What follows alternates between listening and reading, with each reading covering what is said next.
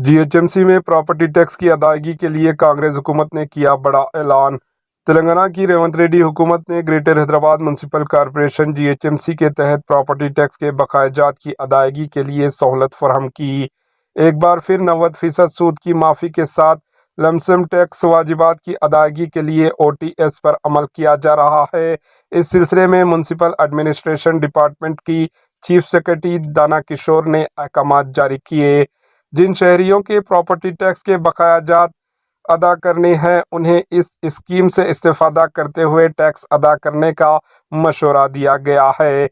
यह इंकशाफ हुआ है कि माली साल 2024 और 2025 के लिए OTS के तहत जुमला टैक्स के साथ 10% सूद की अदायगी काफ़ी है।